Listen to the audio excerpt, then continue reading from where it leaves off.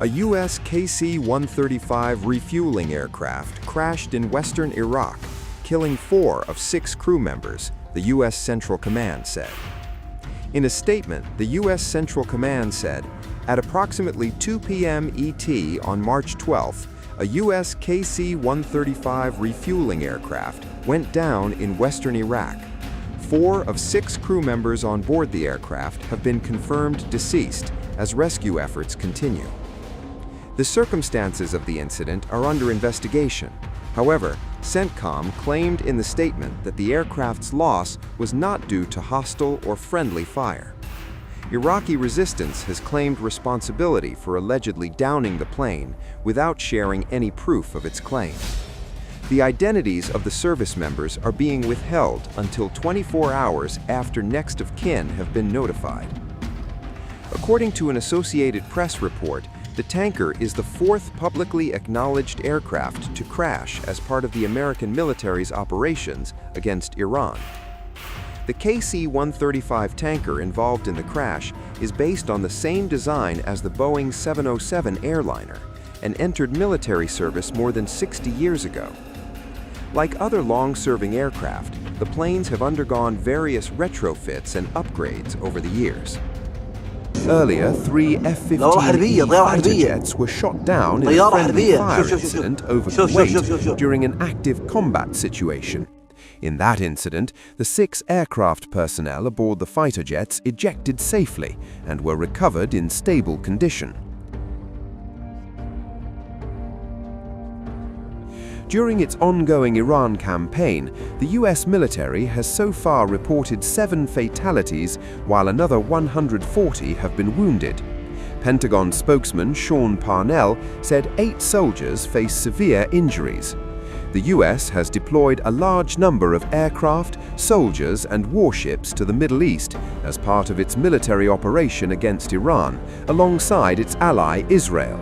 The campaign began on February 28th, when U.S. and Israeli forces launched strikes on Iranian civil, political, and military sites. Iran's supreme leader, Ayatollah Khamenei, was killed in the first wave of strikes, along with several political and military leaders. Since then, the conflict has expanded into a broader regional conflict, with Iran continuing to target Israel and U.S. military assets in the region. 2 U.S. soldiers were injured after the USS Gerald R. Ford suffered a non-combat-related fire on board, Reuters quoted the U.S. military on Thursday. In a statement, the military said that the injured sailors were receiving medical treatment for non-life-threatening injuries and were said to be in a stable condition.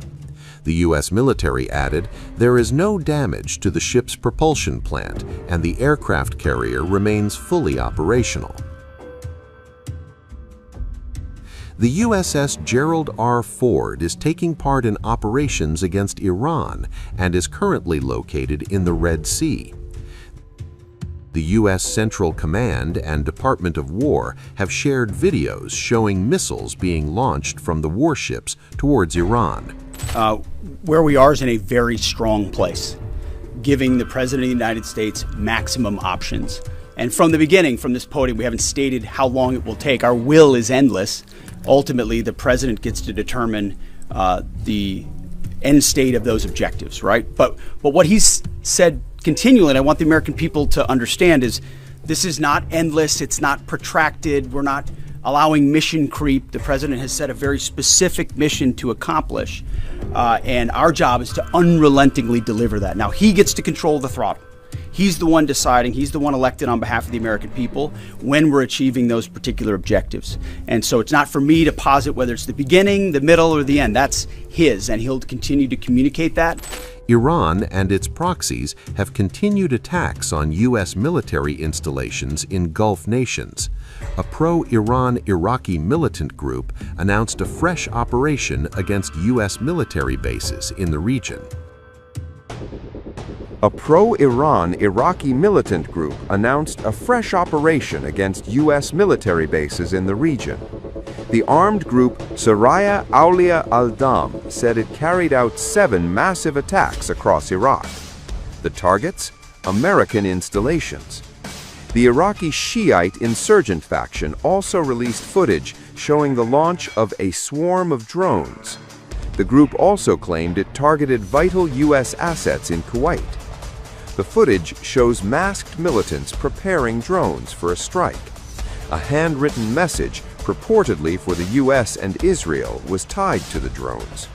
The drones were then launched in the dead of night to evade enemy detection.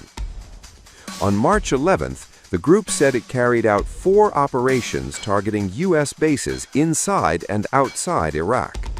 In a statement, the militant group said, "In fulfillment of our religious duty and in retaliation for the blood of the supreme leader, the martyred Imam Ali al-Husseini al-Khamenei, and in deterrence of the aggression that led to the martyrdom of a group of young Iraqi resistance fighters, our brave mujahideen carried out 4 qualitative operations targeting American bases inside and outside Iraq during the past 24 hours.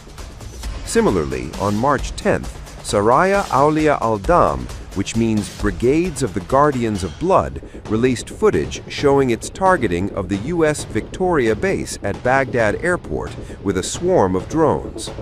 The footage shows preparation and reconnaissance of the military base, followed by the launch of the drone swarm and the precise strike on the target.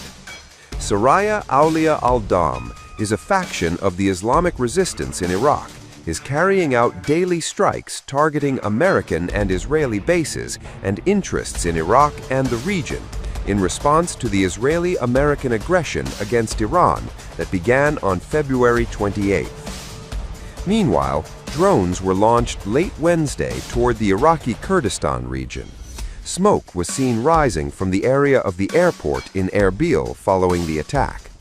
Associated Press reported that one intercepted drone fell near a hotel in the Saad Abdullah Conference Hall complex in Erbil, a venue for high-level political meetings, while other attacks were launched towards Suleimania. In Iraq's holy city of Najaf, a powerful show of loyalty emerged, where pilgrims gathered for a ceremony honoring Iran's slain supreme leader, Ayatollah Khamenei. Crowds raised portraits of Khamenei, who was killed during the early days of the war between Iran, the United States, and Israel. The ceremony quickly turned into a political message of defiance. Many pilgrims pledged loyalty to his son and successor, Mujtaba Khamenei, who was recently chosen as the country's new supreme leader after his father's death. Supporters at the gathering said the leadership of the Khamenei family would continue guiding Iran's resistance against its enemies. The display in Najaf highlights how Iran's leadership transition is resonating beyond its borders, particularly among supporters and religious networks across the region.